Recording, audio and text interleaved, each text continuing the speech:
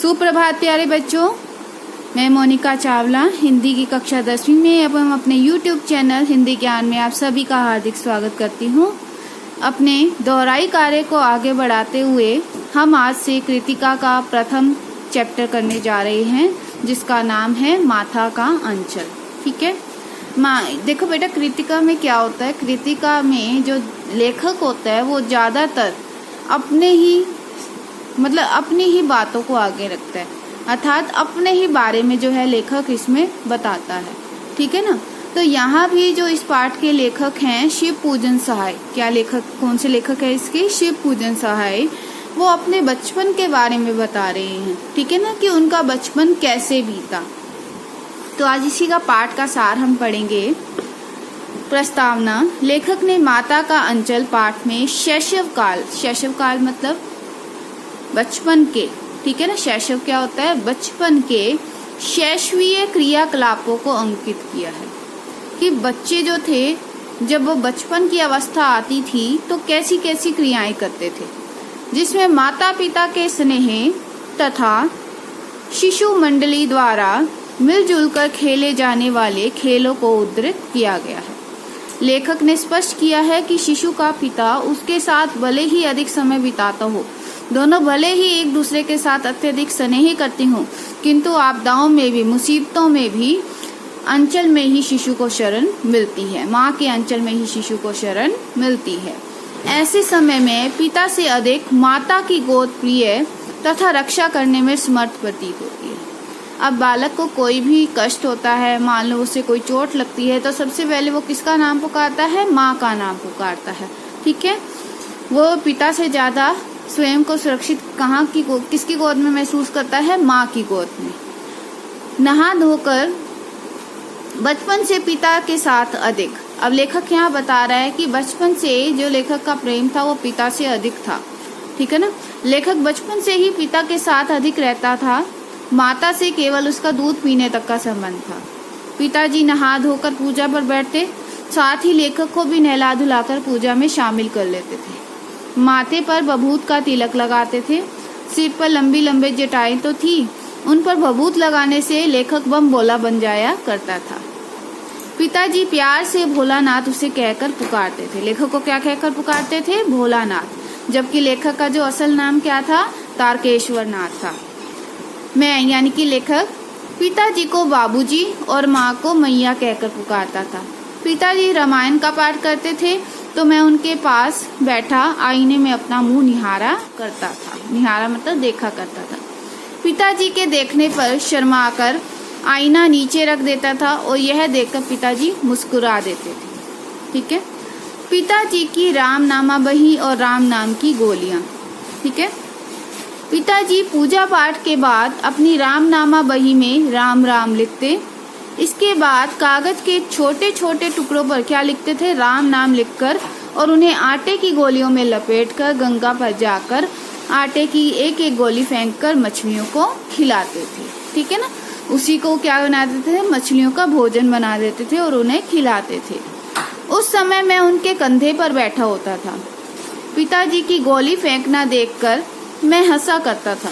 गंगा से जब लौटते तो पिताजी रास्ते में झुके पेड़ों की डालों पर बैठाकर लेखक को झूला झुलाते थे। कभी कभी हमसे कुश्ती भी लड़ते थे और खुद भी नीचे गिर जाते थे, और मैं उनकी छाती पर चढ़कर उनकी मूछें उखाड़ने लगता था। तो लेखक अपना बचपन बता रहा है कि किस तरह वो अपने माता पिता के साथ लाड लड़ाता था। वे मूछें छुड़ाकर हंसते हुए मुझे चूम लेते थे, मुझसे खट्टा मीठा चुम्मा मांगते थे। मैं उनके सामने अपना गाल आगे कर देता था। एक खट्टा चुम्मा, दूसरा मीठा चुम्मा लेते तो मूछें गड़ा देते थे। मैं झुंझला पड़ता था। झुंझला मतलब हैरान हो उठता था। और पिताजी बनावटी रोना रोते थे, और बनावटी मतलब जो रियल ना हो, ठीक है ना, आर्टिफिशियल। और मैं खिलखिलाकर हंसने लगता था। गोरस और भात का भोजन। पिताजी गोरस और भात को फूल के कटोरे में सान कर खिलाते थे। फूल के कटोरे में सान कर खिलाते थे। माँ और खिलाने की हट करती थी। माँ उनको कहती थी कि उसे और खिलाइए। माँ उसे क्या कहती थी? अपने माँ अपने पति को कहती थी कि इसे और खिलाइए, ठीक है ना। माँ और खिलाने की हट करती थी। माँ पिताजी से कहती कि बच्चे को खिलाने का ढंग मर्द नहीं जानते। 4-4 दाने का कोर देने से बच्चा समझता है कि बहुत खा लिया है। बच्चे को भर मुंह खिलाना चाहिए। माँ खुद खिलाने लगती और कहती कि महतारी के हाथ से खाने पर बच्चे का पेट भरता है। माँ खिलाती और कहती कि यह तोता के नाम का कोर है। ऐसे कहती थी कि ये जो गिराई मैं खिला रही हूँ तुझे, ये किसके नाम की है, ये तोते के नाम की। जैसे हम क्या करते हैं आमतौर पर जब बालक खाना नहीं खाते तो हम क्या कहकर, ये मम्मा के नाम की है गिराई, ये पापा के नाम की, ऐसे ऐसे कहकर कराते हैं ना। और यह कबूतर के नाम का कोर है। ऐसे खूब खिला देती। तब पिताजी खेलने के लिए कहते, हम खेलने निकल जाते। माँ तेल की उबटन करती तब तरह तरह के खेल, ठीक है ना। माँ क्या करती थी, तेल लगाती थी उसको, जब उबटन यानी कि इसकी मालिश करती थी, तब तरह तरह के खेल वो खेलते थे। कभी माँ अचानक पकड़ लेती और मेरे सिर पर कड़वा तेल डालकर, ठीक है ना, मेरे सिर पर कड़वा तेल डालकर सिर की मालिश करती थी। मैं छटपटाता और रोने लगता। पिताजी बिगड़ उठते किंतु माँ उबड़ कर ही छोड़ती थी, ठीक है ना, किंतु माँ उबड़ कर ही छोड़ती, अर्थात मेरे सिर पर तेल उलट कर ही मुझे छोड़ती थी। फिर माथे पर क्या करती थी, काजल की बिंदी लगाकर चोटी गूंद देती थी। चोटी में फूलदार लट्टू बांध देती थी और रंगीन कुर्ता टोपी पहनाकर कन्हैया बनाकर मुझे तैयार करती थी। और मैं क्या करता था, सिसकता रहता था।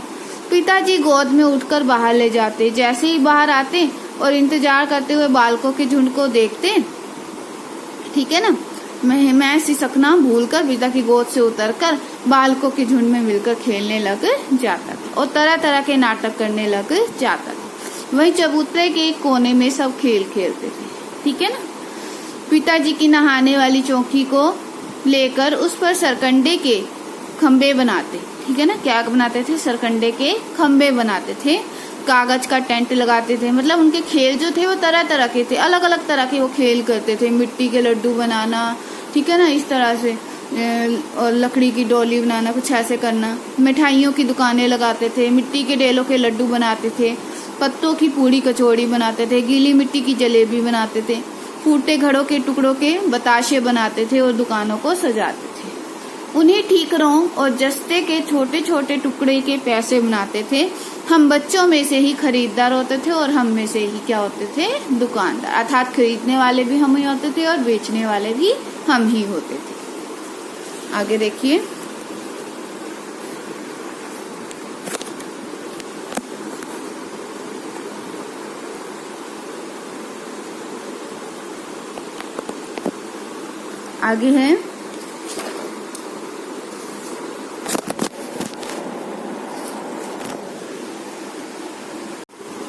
आगे है थोड़ी देर बाद मिठाई की दुकान बंद कर हम क्या बनाते थे, घरौंदा बनाते थे। घरौंदा क्या होता है, आशियाना बनाते थे।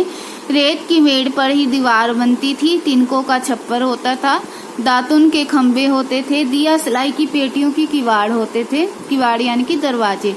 पानी को घी की तरह यूज करते थे, बालू जो यानी कि जो रेत होती थी उसको चीनी की तरह। ऐसे ही घड़े के टुकड़ों का प्रयोग कर ज्योनार तैयार करते थे, ठीक है ना।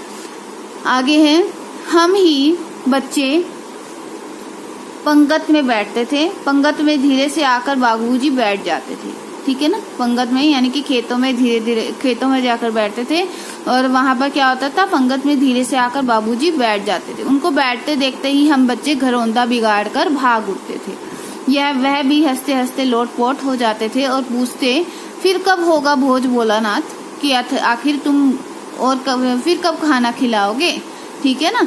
मतलब वहां पर वो क्या कर रहे थे, खेतों में तरह तरह के वो खेल खेलते थे, मिट्टी के लड्डू बनाना, गीली मिट्टी की जलेबी बनाना। तो उनको ये सब ऐसा करता हुआ देख के उनके पिताजी भी जो थे वो कहाँ पर आके बैठ जाते थे, पंगत में आकर बैठ जाते थे। तो उनको देखकर भोलानाथ और उसके सारे दोस्त भी कहाँ चले जाते थे, भागकर वहां से चले जाते थे। उसके पिताजी भी हंसते हंसते लोटपोट हो जाते थे और उससे आकर पूछते थे कि फिर कब करोगे भोज भोलानाथ, ठीक है ना, कि आखिर फिर कब बनाओगे ये सब। बच्चों की बारात और खेती। कभी बच्चे क्या करते थे, बारात निकालते थे, नकली बारात निकालते थे। कनस्तरों का तंबूरा बजता था। आम की उगी हुई गठली को घिसकर क्या बनाते थे, शहनाई बनाते थे। हम में से कोई दूल्हा, कोई समधी आदि बनते थे। बारात जो थी वो चबूतरे के एक कोने से दूसरे कोने तक जाकर लौट आती थी। जिस कोने पर बारात जाती थी उस कोने को आम के पत्तों और केले के पत्तों से सजाया जाता था। लाल कपड़े से ढककर एक पालकी में दुल्हन बिठा दी जाती थी। ठीक है ना। बारात के लौटने पर पिताजी पालकी के कपड़े को ऊपर कर देखते थे तो हम हंसकर भाग जाते थे। थोड़ी देर में बच्चों की मंडली खेती करने के लिए जुटती। बस चबूतरे के एक कोने पर घिरनी गड़ जाती और नीचे की गली कुआं बन जाती। मूंछ की पतली रस्सी बनाकर घिरनी पर चढ़ा चुक्कड़ बांध लटका दिया जाता था। 2 लड़के बैल बनते थे। ठीक है ना। पानी खींचने लग जाते थे। चबूतरा खेत बनता। ठीक है ना। चबूतरा क्या बन जाता था? खेत बन जाता था। कंकड़ जो थे वो क्या बन जाते थे? बीज बन जाते थे। मेहनत से खेत जोते और बोए जाते थे। फसल तैयार हुई, हाथों हाथ काट लेते थे। ठीक है ना। उसे एक जगह रखकर पैरों से रोनते, मिट्टी के बने कसोरे से उसे ओसाते, मिट्टी के बने दियों के तराजू बना देते थे, तोल कर राशि तैयार कर देते। बाबूजी पूछते, इस साल खेती कैसी रही भोलानाथ? हम सब राशि छोड़कर भाग उठते। इस तरह के खेल देखकर बटोही भी रुक जाते थे। ठीक है। आगे देखिए। पालकी को देख शरारत। अगर किसी दूल्हे के आगे पालकी को देख लेते थे तो खूब जोर से चिल्लाते थे, रहरी में रहरी पुरान रहरी, डोला के कनिया हमार मेहरी। रहरी में रहरी पुरान रहरी, डोला के कनिया हमार मेहरी। एक बार ऐसा करने पर एक बूढ़े वर ने हम बच्चों को बहुत दूर का खदेड़कर ढेलों से मारा था। उस खूसट खब्बीस की सूरत लेखक को अब तक याद है। ना जाने किस ससुर ने वैसा जमाई ढूंढ निकाला था। वैसी शक्ल का आदमी हमने कभी नहीं देखा। तो लेखक ऐसे बता रहा है कि हमने एक बार किसी की बारात को आते हुए देखा था। तो दूल्हे के आगे आगे पालकी चल रही थी तो हम खूब जोर से चिल्ला रहे थे, उसका मजाक उड़ा रहे थे। रहरी में रहरी पुरान रहरी, डोला के कनिया हमार मेहरी, ऐसे ऐसे चिढ़ा रहे थे। तभी उसको गुस्सा चढ़ा जो उसके अंदर बैठा था और वो आकर हमें डेलों से मारने लगा था। ठीक है ना। तो ऐसी उस खूसट की जो शक्ल है लेखक को अभी तक भी याद है। ना जाने किस कहता है, ना जाने किस ससुर ने वैसा जमाई ढूंढ निकाला। ठीक है ना। वैसी शक्ल का आदमी हमने आज तक नहीं देखा। जब मूसन तिवारी को चिढ़ाया। एक बार क्या हुआ, जोर की आंधी आई और हम सब आम के बाग की ओर दौड़ चढ़े। आकाश काले बादलों से ढक गया, मेघ गरजने लगे, बिजली चमकने लगी। कौंधने होते चमकने। ठंडी हवा सनसनाने लगी, पेड़ झूमने लगे और जमीन को छूने लगे। हम बच्चे चिल्ला उठे, 1 पैसा की लाई, बाजार में छितराई, बरखा उधरे बिलाई। ये जो सब हैं कहावतें हैं एक तरह से, इन्हें आपको लर्न करने की जरूरत नहीं है, सिर्फ एक बार आप पढ़ लीजिएगा। ठीक है ना। ठीक है। आगे देखिए। बरखा यानी कि बादल, बरखा यानी कि वर्षा होने लगी। ठीक है ना। लेकिन वर्षा ना रुकी, मूसलाधार वर्षा होने लगी। हम पेड़ों की जड़ से सट गए। थोड़ी देर में वर्षा जो थी वो थम गई।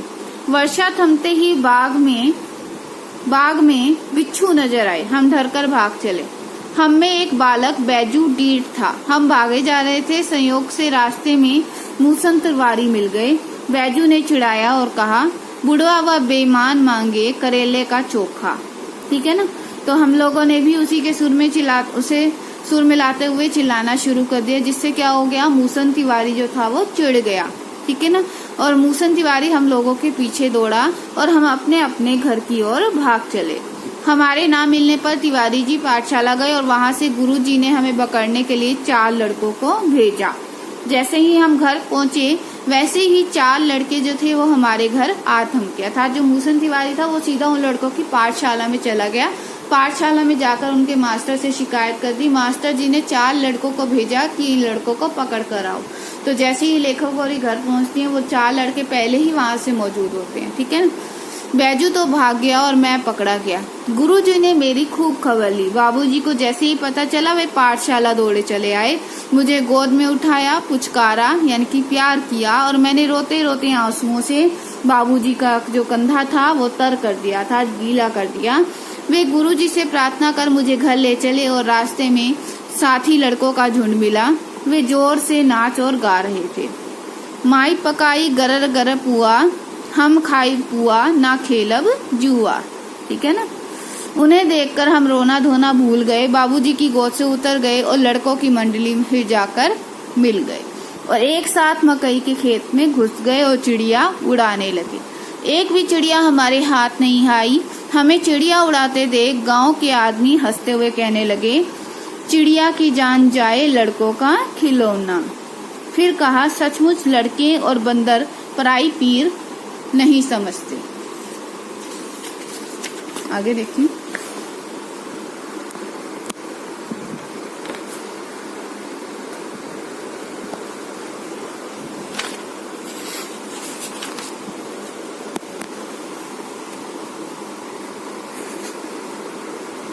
चूहे के बिलने से सांप निकलना, ये घटना लेखक के साथ हुई थी।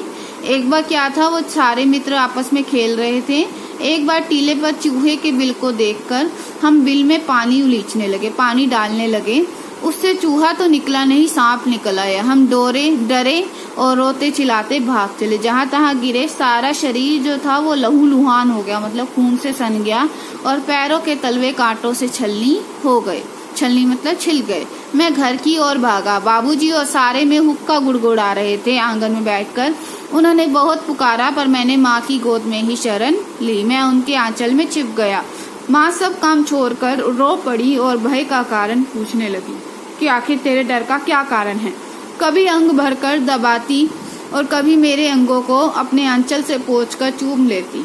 बड़े संकट में पड़ गई। झटपट हल्दी पीस कर लगाई। मैं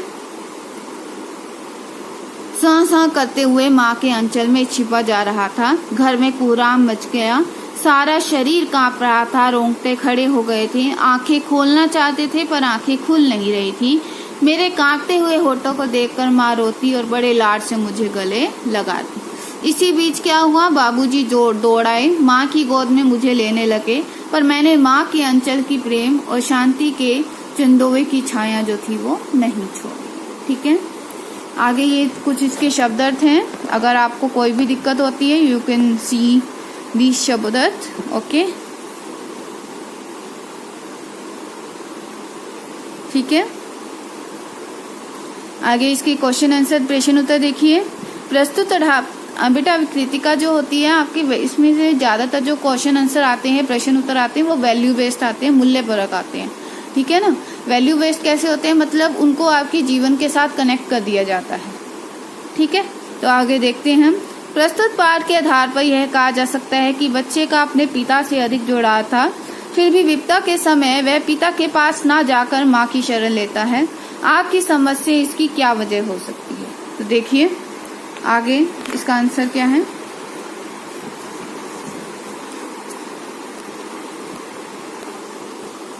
बच्चे के पिता उसके प्रत्येक खेल में शामिल होने का प्रयास करते थे, उसे किसी न किसी प्रकार अधिकांश समय अपने साथ रखते थे।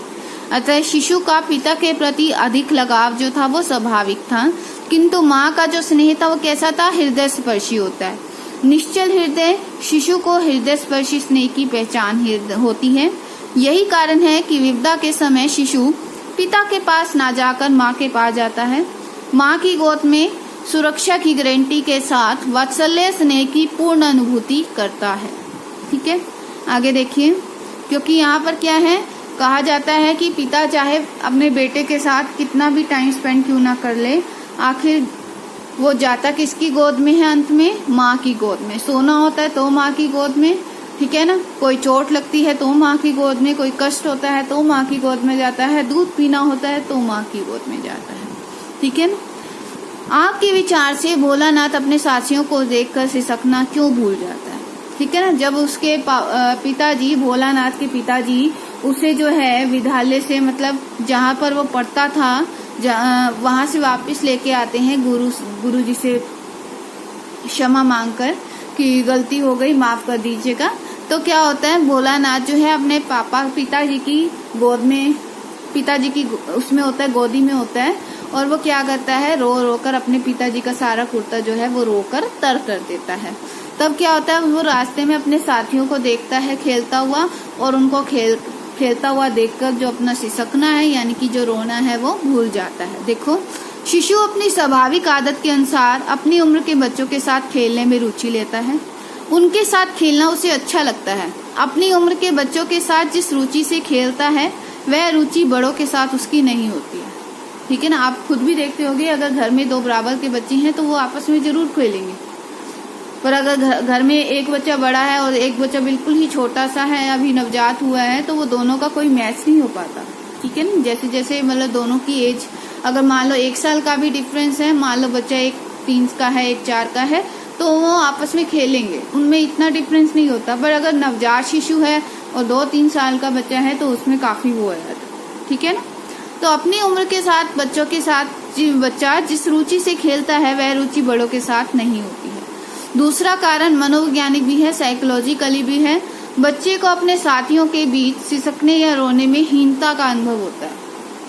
वो अपने आप को उनसे नीचा महसूस करता है कि ये सारे बच्चे तो खुशियां, अकेला मैं ही रो रहा हूँ। यही कारण है कि भोलानाथ अपने साथियों को देखकर सिसकना भूल जाता है। आगे देखिए, आपने देखा होगा कि भोलानाथ और उसके साथी जब तक खेलते गाते समय किसी न किसी प्रकार की तुकबंदी करते हैं। ठीक है ना, मतलब किसी न किसी प्रकार की क्या करते हैं, कहावतें भी मारते रहते हैं, तुक्के भी मारते रहते हैं। आपको यदि अपने खेलों से जुड़ी कोई तुकबंदी याद हो तो लिखिए। तो देखो तुकबंदियां, अटकन बटकन दही चटाके बन फूले बंगाले, अर्रक बर्रक दूध की धार चोर भाग गया पल्ली पार। ठीक है ना, इस तरह की एक कहावतें होती हैं। आमतौर पर जब हम छोटे बच्चों की तरह खेलते थे तो खेलते समय क्या होता था, हमारे मुंह से ये कहावतें जो होती थी वो निकल आती थी। ठीक है, ज्यादा से ज्यादा आप यही तो लर्न कर लीजिएगा इसमें। भोलानाथ और उसके साथियों के खेल और खेलने की सामग्री आपके खेल और खेलने की सामग्री से किस प्रकार भिन्न है। अब ये आ गया ना वैल्यू बेस्ड क्वेश्चन, आप इसमें जब ऐड हो जाते हैं तो ये क्या हो जाता है, वैल्यू बेस्ड हो जाता है। भोलानाथ और उसके साथियों के खेल और खेलने की सामग्री से हमारे खेल और खेल की सामग्रियों में कल्पना से अधिक अंतर आ गया। भोलानाथ के जो खेल होते थे वो अधिकतर मिट्टी के बने लड्डू हो गया, गीली मिट्टी की जो जलेबी बनाना हो गया, ठीक है ना, पत्तों की पूड़ी कचौड़ी बनाना, इस तरह से उनके खेल होते थे। ठीक है, देखो भोलानाथ के समय में परिवार से लेकर दूर पड़ोस तक आत्मीय संबंध थे, मतलब आत्माएं जो थी वो एक दूसरे से जुड़ी हुई थी, कोई भी आपस में लड़ता नहीं था, जिससे खेलने की स्वच्छंदता थी, स्वच्छंदता यानी कि स्वतंत्रता थी। बाहरी घटनाओं, अपहरण आदि का भय नहीं था। खेल की सामग्रियां जो थी वो बच्चों द्वारा ही स्वयं निर्मित की जाती, बच्चे कोई बाहर से खिलौने नहीं लेते थे उस समय में। घर की अनुप्रयोग वस्तु ही उनके खेल की सामग्री बन जाती, मतलब घर में जो चीजें यूज नहीं होती थी बच्चे उन्हीं चीजों से अपना खेल जो था वो खेलते थे, जिससे किसी प्रकार की हानि की संभावना नहीं थी। धूल मिट्टी से खेलने में पूर्ण आनंद की अनुभूति होती थी, ना कोई रोक, ना कोई डर, ना किसी का निर्देशन। ठीक है ना, जो था वह सामूहिक बुद्धि की उपज। निर्देशन क्या होता है कि किसी के उसमें सुपरविजन में खेलना, ऐसा भी कुछ नहीं होता था, बच्चे अकेले लगे रहते थे। अब क्या है, अब माता पिता बच्चों को अपनी सुपरविजन में खिलाते हैं। आज भोलानाथ के समय से सर्वथा भिन्न खेल और खेल सामग्री और ऊपर से बड़ों का निर्देशन और सुरक्षा हर समय सिर पर हावी रहता है। आज खेल सामग्री सब निर्मित ना होकर बाजार से खरीदी हुई होती है। खेलने की समय सीमा भी तय कर दी जाती है, अतः स्वच्छंदता यानी कि स्वतंत्रता नहीं रही पहले जैसी। धूल मिट्टी से बच्चों का परिचय ही नहीं होता है। पहले बच्चे क्या करते थे, इवन गांव के बच्चे तो आज भी जो है वो क्या करते हैं, धूल मिट्टी में ही मतलब अच्छी तरह खेल के बड़े होते हैं। ठीक है ना, उनको किसी तरह का कोई डर नहीं होता। ठीक है, लेकिन आज के जो हैं, आज के पेरेंट्स क्या करते हैं, अपने बच्चों को तो धूल मिट्टी से बिल्कुल ही परे रखते हैं कि कहीं उन्हें कोई एलर्जी ना हो जाए। पाठ में आए ऐसे प्रसंगों का उल्लेख कीजिए जो आपके हृदय को छू गए हो। देखो पाठ में आया हर एक जो प्रसंग है वो काफी हृदय स्पर्शी है, हृदय को छूने वाला है। ठीक है ना, सभी प्रसंग जो हैं हमें बचपन की याद दिलाते हैं। ठीक है ना, माँ जैसे खाना खिलाती थी भोलानाथ को, क्या कहकर, ये कबूतर का कोर, ये तोते का कोर, इस तरह से कहकर हमें खाना खिलाती थी। फिर क्या करती थी, भोलानाथ को जब भी माँ ने सिर में तेल चसना होता था तो वो क्या करती थी, उसको पकड़कर तेल लगाती थी। फिर उसको अगर वो छटपटाता भी था, मतलब हिलता डुलता था, फिर भी उसे वो क्या करती थी, कन्हैया बनाकर ही छोड़ती थी। ठीक है ना। फिर क्या होता था, जब वो सिसक रहा होता था, रो रहा होता था अपने बाबूजी के गले लगकर, फिर वो क्या करता था, अपने साथियों को हंसते खिलखिलाते हुए देख अपना सिसकना भूल जाता था। ठीक है ना। फिर क्या करता था, भोलानाथ और उसके साथियों का खेती करने का अभिनय करना, खेती की पैदावार को तोलना, इसी बीच बाबूजी का आना था। फिर सारी राशि को छोड़कर बच्चों का हंसते हुए वहां से भाग जाना, बटोहियों को देखते रह जाने का प्रसंग जो है वो दिल को छू जाता है। ठीक है, समझ आया यहाँ तक सभी को। आगे देखिए, भोलानाथ और उसके साथियों का टीले पर चूहे का बिल देखना, पानी डालना, बिल से चूहे की जगह सांप का निकलना, फिर बच्चों का डरना, इधर उधर कांटों में भागना, भोलानाथ का माँ के आंचल में छुप जाना, ये सब यही दर्शाता है कि बचपन के जो प्रसंग होते हैं, बचपन की जो घटनाएं होती है, वो हमारे हृदय पर हमेशा एक याद की तरह हमारे हृदय के साथ जो है वो लगी रह जाती है, अर्थात हमारे हृदय को जो है छू जाती है। ठीक है, आगे देखिए, इस उपन्यास अंश में 30 के दशक की ग्राम्य संस्कृति, ग्राम्य यानी कि ग्रामीण जीवन का चित्रण हुआ है। आज की ग्रामीण संस्कृति में आपको किस तरह के परिवर्तन दिखाई देते हैं, आइए देखिए।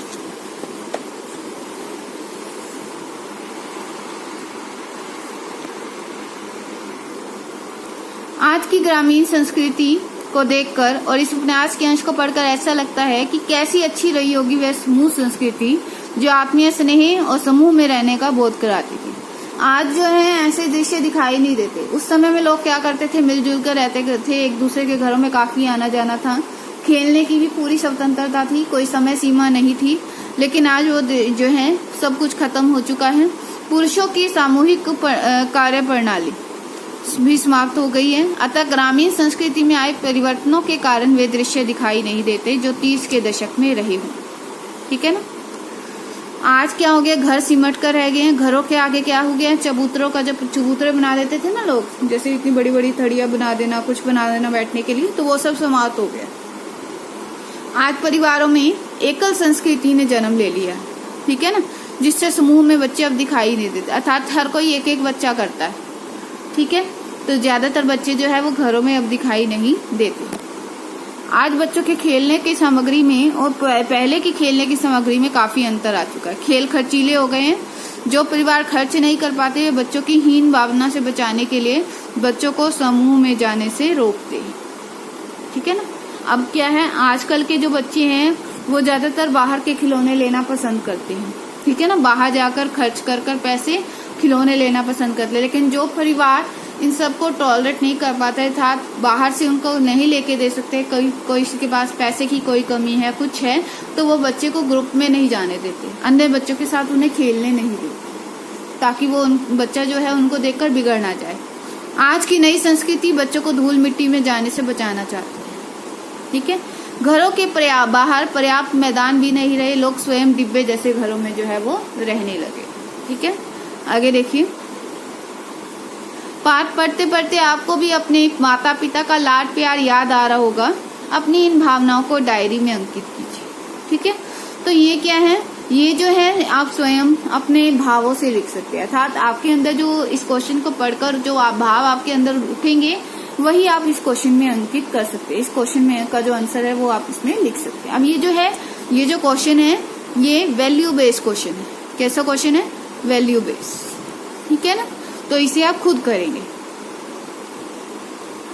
यहाँ इस पाठ में माता पिता का बच्चे के प्रति जो वात्सल्य व्यक्त हुआ है उसे अपने शब्दों में लिखिए। देखो, पिता का अपने साथ शिशु को नहला धुलाकर पूजा में बिठाना, माथे पर भभूत लगाना, फिर क्या है, कंधे पर बैठाकर गंगा स्नान के लिए लेके जाना, लौटते समय पेड़ पर बैठाकर झूला देना, कितना मनोहारी दृश्य उत्पन्न करता है। पिता के साथ कुश्ती लड़ना, बच्चे के गालों का चुम्मा लेना, बच्चों के द्वारा मूछें पकड़ने तत्पर बनावटी रोने का नाटक करना और शिशु का अचानक से हंस पड़ना अत्यंत जीवंत लगता है, असली लगता है। माँ के द्वारा गोरस भात, तोता, मैना आदि के नाम पर खिलाना कि बेटा ये कोर जो है ये कबूतर के नाम का है, ये तोते के नाम का है, उबटना, तेल उबटना, शिशु का श्रृंगार करना, शिशु का सिसकना, बच्चे की टोली को देख सिसकना बंद कर के खेल खेलना और मूसन तिवारी को चिढ़ाना आदि अद्भुत दृश्य जो है उकेरे गए। ये सभी दृश्य जो है हमें अपने बचपन की याद दिलाते हैं। अगला जो है वो भी आप स्वयं करेंगे। माता का अंचल शीर्षक की उपयुक्तता बताते हुए कोई अन्य शीर्षक सुझाएं। अगर आप इस पाठ को, आपने इस पूरी स्टोरी को पढ़ा है, तो इस पूरी स्टोरी को पढ़ने के बाद भी अगर आप इस पाठ को कोई अन्य शीर्षक देना चाहते हैं तो आप क्या देंगे, ठीक है ना। अगला है, बच्चे माता पिता के प्रति अपने प्रेम को कैसे अभिव्यक्त करते हैं। बच्चे माता पिता के प्रति अपने प्रेम को कैसे अभिव्यक्त करते हैं। देखो, शिशु की जिद में भी क्या होता है, प्रेम छिपा होता है। शिशु की जिद में भी क्या है, प्रेम छिपा होता है। शिशु और माता पिता के सानिध्य यानी कि समीपता में यह स्पष्ट करना कठिन होता है कि माता पिता का स्नेह शिशु के प्रति है या शिशु का माता पिता के प्रति। दोनों एक ही प्रेम के क्या होते हैं, संपूरक होते हैं, अर्थात उसे पूरा करते हैं, ठीक है।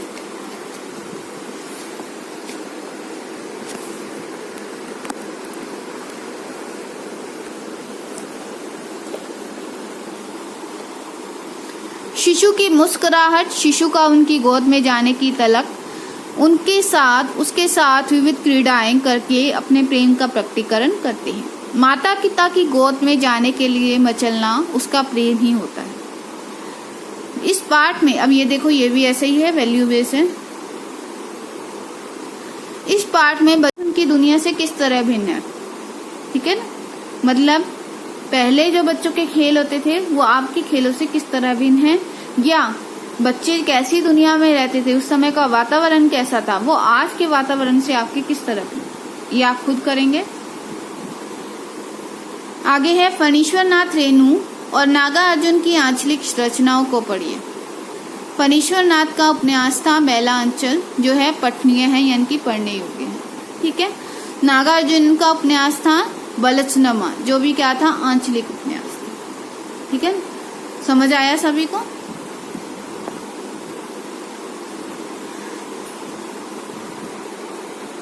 तो बच्चों, आप क्या करोगे, इन्हीं सब क्वेश्चंस को अच्छे से पढ़ोगे, इसके पाठ के सार को। अगर आपको पाठ का सार अच्छे से याद हो जाता है तो क्वेश्चन कोई भी आ जाए बुक में से तो आप अच्छे से उससे कर पाए।